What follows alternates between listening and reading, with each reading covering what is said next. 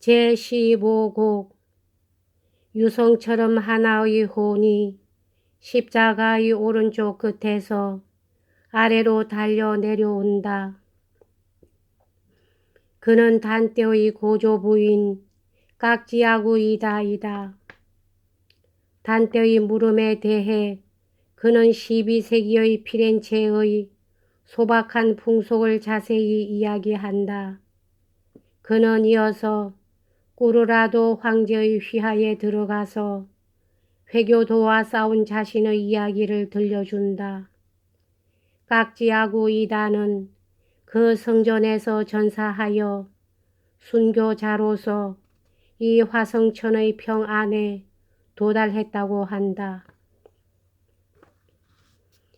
탐욕이 녹아서 아기 속에 섞이듯이 선을 동경하는 사랑은 언제나 녹아서 선의 속에 뒤섞이지만 그 선의가 저 금은고에게 침묵을 명했다. 그러자 하느님의 오른손이 늦추었다 당겼다 하는 성스러운 현의 소리가 뚝 그쳤다. 어찌 이 혼들이 정당한 기원을 들어주지 않으리요. 그들은 내가 기원을 할 수 있게끔 일제히 소리를 죽였다. 영원히 계속되지 않는 것에 대한 애착 때문에 이 사랑을 버리는 이는 끝없이 한탄하지 않을 수 없는 것인데 그것은 당연한 응보이다. 맑게 갠 밤하늘을 때때로 느닷없이 불이 달려서 조용히 바라보던 눈을 움직이게 하는데 유성과는 달라서 앞서 빛나던 곳에서는 빛이 가시지 않고 달려간 불쪽이 금세 사라진다.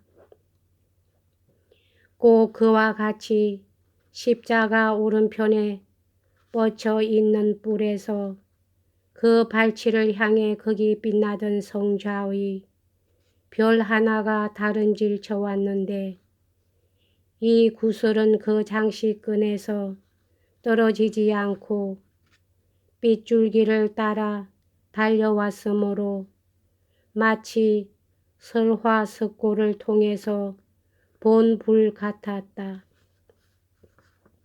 위대한 시인의 말을 믿을진데 극락에서 아들을 본 안키세스의 호는 흡사 이처럼 한결같이 달려갔다는 것이다. 아, 내 피를 이은 자여, 아, 하느님의 은총이 넘치는 자여, 너 외에 다른 누구에게 하늘의 문이 2번이나 열린 적이 있었으랴. 그 광명은 이렇게 말했다. 그래서 나는 물끄러미 그를 보고 이어서 얼굴을 여인 쪽으로 돌렸다. 이쪽을 보나 저쪽을 보나 나는 그저 어리둥절했다. 여인의 눈 속에는 웃음이 타오르고 있었으나 그것을 보았을 때 나는 벌써 나의 은총과 천국의 바다까지 다 안 듯한 느낌이 들었던 것이다. 그러고 나서 목소리도 기쁘고 아름답게 그 호는 처음 말에 다시 2~3마디 덧붙였으나 나로서는 이해하기 어려운 심오한 내용이었다. 그렇다고 일부러 말을 어렵게 한 것은 아니었다. 그렇게 되지 않을 수 없을 만큼 그의 생각은 현세 사람의 사정 거리 밖을 나와 있었던 것이다. 그리고 불붙는 그의 자애의 활이 늦추어져서 그 말이 우리 지성의 사정거리 범위 안까지 내려왔을 때 내가 알아들은 첫 마디는 다음과 같았다. 내 자손에 대해 이토록 너그러우신 당신, 셋이면서도 하나이신 당신은 복되도다. 그리고 계속했다. 흑백이 변함없는 위대한 책을 읽은 후 지금까지 나는 오랫동안 기분 좋은 흐기를 느꼈던 것인데, 아들아, 지금 내가 이 빛 속에서 말하고 있는 나에게 그 흐기를 풀어주었다. 더 높이 나를 수 있게끔 내게 깃을 달아주신 분의 덕택이다. 너는 하나만 알면 다섯이나 여섯이 차례대로 나오듯이 내 생각이 첫째 존재를 통하여 나에게 전해져 와 있는 줄로 알고 있다. 그렇기 때문에 내가 누구이며 왜 이 기쁨의 무리 속에서 내가 다른 누구보다도 더욱 내 앞에서 즐거워하고 있는가를 너는 묻지 않고 있다. 내 생각은 옳다. 이 삶 속에 있는 이는 복이 많고 적고를 막론하고 모두 거울을 보고 있는 것인데, 그 거울에는 내게 생각이 미쳐 떠오르기도 전에 그 생각이 비쳐버리는 거다. 그러나 내가 무한한 시력을 가지고 그 속을 보고 나로 하여금 감미로운 동경의 목마름을 느끼게 하는 그 거룩한 사랑이 보다 더 잘 채워지고 이루어지게끔 내가 목소리에 자신과 용기와 명랑함을 담고 내 의지와 소망을 소리내서 말해라. 그에 대한 내 대답은 이미 준비되어 있다. 나는 베아트리체를 돌아보았다. 내가 말하기 전부터 그녀는 이야기의 내용을 알아차리고 동의의 눈짓을 보였는데, 그것이 나의 의지에 날개를 돋게 하였다. 그리하여 나는 다음과 같이 말을 시작했다. 정과 진은 당신들이 하나님 앞에 나타났을 때부터 당신들 속에서 모두 같은 무게로 되었습니다. 당신들을 열로서 따뜻하게 빛으로 비추는 태양은 아주 균등하게 만들어져 있으므로 지구로서 비교한다는 것은 불가능할 정도입니다. 그러나 현세 사람들은 그 이유를 당신들은 아시리라 믿습니다만, 정의와 이지가 각각 다른 두 개의 날개로 되어 있습니다. 그래서 나도 현세의 인간으로서 이 불평등을 느끼기에 아버지 같은 당신의 환대에 대해서도 마음으로 밖에 감사할 수가 없는 것입니다. 나는 당신에게 이 귀중한 보석으로 몸 단장을 한 살아있는 황옥인 당신에게 청합니다. 부디 당신 이름을 나에게 밝혀주십시오. 아, 내 잎이여, 그 잎이 돋기를 기다리는 것만으로도 나로서는 즐거웠다. 나는 그렇게 말하는 너희 뿌리니라. 이렇게 그는 나에게 대답했다. 그리고 덧붙였다. 내 성을 부르기 시작한 이가 벌써 100년 이상이나 산의 첫째 두른길을 돌고 있는데, 그 사람이 내 아들이고 또 내 정조부 되는 사람이다. 너는 신앙심 깊은 돈독한 기도를 올려서 정조부님의 오랜 노고를 들어줘야만 한다. 피렌체는 옛 성벽 속에서 평화롭고 소박하고 정결했었다. 그 성벽 위에서는 지금도 9시와 3시의 종이 울린다.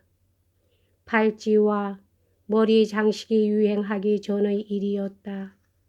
가죽 구두도 없고 의상만이 돋보이는 그런 띠를 매는 여인도 없었다. 딸이 태어났다고 해서 아비가 당황하는 일은 당시에는 아직 없었고 혼기나 지참금의 액수도 절도를 넘는 일은 없었다. 한 가족이 살 수 없을 만큼 텅 빈 그런 큰 집은 아직 없었고 규방에서 하는 짓을 구경거리로 만드는 호색의 풍조도 없었다. 몬테말로가 아직 유첼라또이에게 패하지 않았었다. 지금의 로마는 영화에 있어서는 뒤지지만 몰락에 있어서는 당할 자가 없으리라. 벨리치온 베르티가 가죽과 뼈의 옷을 입고 가는 것을 나는 보았다. 그리고 경대 앞에서 거의 부인이 화장도 하지 않고 나오는 것을 나는 보았다. 네럴리 가문의 주인도 베키오 가문의 주인도 털이 없는 거친 가죽 옷에 만족했고 그 집 아낙네들은 흥겹게 물레질을 하고 있었다. 아, 행복한 여인들이여, 그 무렵엔 죽으면 반드시 무덤에 묻히였었다. 남편이 프랑스로 가서 독수 공방에 버림받은 여인 따윈 한 사람도 없었다. 어떤 여인은 밤마다 요람을 흔들었다. 아기가 처음으로 말을 할라치면 부모는 무척 기뻐하는 것인데 그 아기의 말을 흉내내어 여인은 아기를 어르고 있었다. 어떤 여인은 물레로 실을 저으면서 식구들에게 트로이의 병사 이야기며 휘에솔레와 로마 이야기를 들려주었다. 그 무렵에는 지앙겔라나 라포살테렐로가 나오면 당치도 않은 악인으로 보였을 것이 틀림없다. 지금 세상에서는 퀸크티우스 고르닐리아가 나오면 오히려 신기해하지만 그와 같이 안정된 아름다운 시민의 생활, 그와 같이 믿음에 넘친 사회, 그와 같이 즐거운 집, 거기서 진통의 신음소리에 이름이 불리운 마리아가 나를 점지해 주었다. 너희들의 오래된 세례당에서 그리스도인으로 세례를 받고 깍지아구이다라고 불리었다. 형제로는 모른토와 엘리세오가 있었다. 내 아내 바도의 골짜기에서 시집을 왔으므로 그래서 그 성이 내 성이 된 것이다. 뒷날 나는 꾸르라도 황제께로 달려가서 황제에 의해 기사의 칭호를 받게 되었다. 그토록까지 황제는 내 무훈을 기리셨던 거다. 나는 황제를 따라 그 사악한 법과 싸웠다. 그들은 교황의 나태를 기화로 너희에게 마땅히 소속될 땅을 부당하게도 점거하고 있었던 것이다. 그러나 나는 그 땅에서 비열한 백성의 손에 걸려 집착 때문에 갈팡질팡하고 있는 영혼이 대부분인 이 거짓 세상의 줄을 끊기었다. 그리하여 나는 순교자로서 이 평안에 이르렀다. 여기까지 하겠습니다.